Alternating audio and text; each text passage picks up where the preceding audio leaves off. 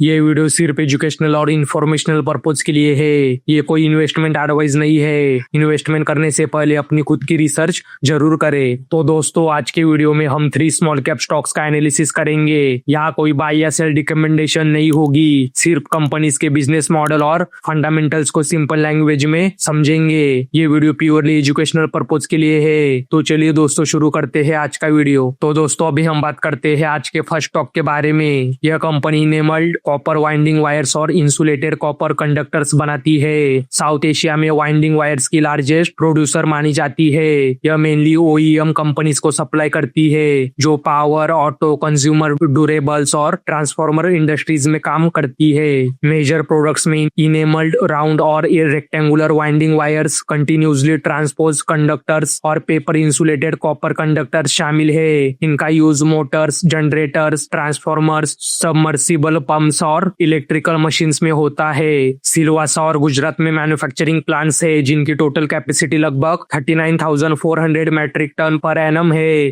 Capacity expansion के लिए ongoing capex चल रहा है, जिससे प्रोडक्शन बढ़कर करीब 49,000 मैट्रिक टन पर एनम होगा। सोलर पावर इंस्टॉलेशन भी की गई है। कॉपर मेन रॉ मटेरियल है जो कॉस्ट का बड़ा हिस्सा बनाता है। Company back to back order model अपनाती है, जिससे प्राइस वोलेटिलिटी रिस्क कम होता है। कैपेसिटी एक्सपेंशन, मॉडर्नाइजेशन और कॉस्ट कंट्रोल पर क्लियर फोकस है। तो दोस्तों, अभी हम बात कर रहे हैं प्रिसीजन वायर्स इंडिया लिमिटेड, इस कंपनी के बारे में। तो दोस्तों, अभी हम बात करते हैं इस कंपनी के फंडामेंटल्स के बारे में। इस कंपनी का मार्केट कैप आप स्क्रीन पे चेक कर सकते हो। इस कंपनी का स्टॉक पी इंडस्ट्री पी के मुकाबले महंगा है, जो कि एक निगेटिव बात है। इस कंपनी का आरओसी और आरओई दोनों 15% से ज्यादा है। तो दोस्तों, इस कंपनी का डेब्ट इक्विटी रेशियो 1 से कम है, मतलब इस कंपनी का डेब्ट मैनेजेबल है। इस कंपनी का प्लेस परसेंटेज 0% है। इस कंपनी के प्रमोटर्स के पास 56.6% का स्टेक है। एफआईएस के पास 1.32% और डीआईएस के पास 0.06% का स्टेक है। दोस्तों, इस कंपनी का सेल्स और नेट प्रॉफिट आप स्क्रीन पे चेक कर सकते हो। तो दोस्तों, इस कंपनी का सेल्स ग्रोथ और प्रॉफिट ग्रोथ आप स्क्रीन पे चेक कर सकते हो। तो दोस्तों, अभी हम बात करते हैं आज के सेकंड स्टॉक के बारे में। यह ईपीसी कंपनी 2008 में शुरू हुई और पावर, वाटर और रेलवे इंफ्रास्ट्रक्चर प्रोजेक्ट्स में एंड टू एंड ट्रंकी सर्विसेज देती है। कंसेप्ट डिजाइन से लेकर सप्लाई, इंस्टॉलेशन, टेस्टिंग और कमीशनिंग तक पूरा काम संभालती है। पावर ट्रांसमिशन में 765 किलोवाट तक की ट्रांसमिशन लाइंस और 400 किलोवाट तक के सबस्टेशंस बनाए जाते हैं। स्मार्ट मीटरिंग प्रोजेक्ट्स भी एग्जीक्यूट किए गए हैं। वाटर सेगमेंट में drinking water schemes, water treatment plants, जल जीवन मिशन प्रोजेक्ट्स और पाइपलाइन लेइंग शामिल है। रेलवे सेगमेंट में ट्रैक्शन सबस्टेशंस, अंडरग्राउंड केबलिंग और रेलवे इलेक्ट्रिफिकेशन प्रोजेक्ट्स पूरे किए जाते हैं। अब तक 45 प्रोजेक्ट्स कंप्लीट हो चुके हैं और 40 से ज्यादा प्रोजेक्ट्स अलग अलग स्टेट्स में ऑनगोइंग है। अनएग्जीक्यूटेड ऑर्डर बुक लगभग 2,444 करोड़ रुपए का है, जिससे 2 से 3 साल की रेवेन्यू विजिबिलिटी मिलती है। कंपनी अफ्रीका और मिडल ईस्ट में एक्सपेंशन और सोलर ईपीसी प्रोजेक्ट्स में ग्रोथ पर फोकस कर रही है। तो दोस्तों, अभी हम बात कर रहे हैं विक्रांत इंजीनियरिंग लिमिटेड, इस कंपनी के बारे में। तो दोस्तों, अभी हम बात करते हैं इस कंपनी के फंडामेंटल्स के बारे में। तो दोस्तों, इस कंपनी का मार्केट कैप आप स्क्रीन पे चेक कर सकते हो। इस कंपनी का स्टॉक पी इंडस्ट्री पी के मुकाबले महंगा है, जो कि एक निगेटिव बात है। इस कंपनी का आरओसी और आरओई दोनों 20% से ज्यादा है, जो कि अच्छे नंबर से। तो दोस्तों, इस कंपनी का डेब्ट इक्विटी रेशियो 1 से कम है, मतलब इस कंपनी का डेब्ट मैनेजेबल है। इस कंपनी का प्लेस परसेंटेज 0% है। इस कंपनी के प्रमोटर्स के पास 56.2% का स्टेक है। एफआईएस के पास 1.60% और डीआईएस के पास 8.50% का स्टेक है। तो दोस्तों, इस कंपनी का सेल्स और नेट प्रॉफिट आप स्क्रीन पे चेक कर सकते हो। तो दोस्तों, इस कंपनी का सेल्स ग्रोथ और प्रॉफिट ग्रोथ आप स्क्रीन पे चेक कर सकते हो। तो दोस्तों, अभी हम बात करते हैं आज के थर्ड स्टॉक के बारे में। तो दोस्तों, यह आईटी इंफ्रास्ट्रक्चर कंपनी 1995 में शुरू हुई और इंटरप्राइजेस को डेटा सेंटर, क्लाउड, नेटवर्क और सिक्योरिटी सॉल्यूशंस प्रोवाइड करती है। कंपनी बीएफएसआई, गवर्नमेंट और लार्ज इंटरप्राइजेस के साथ काम करती है।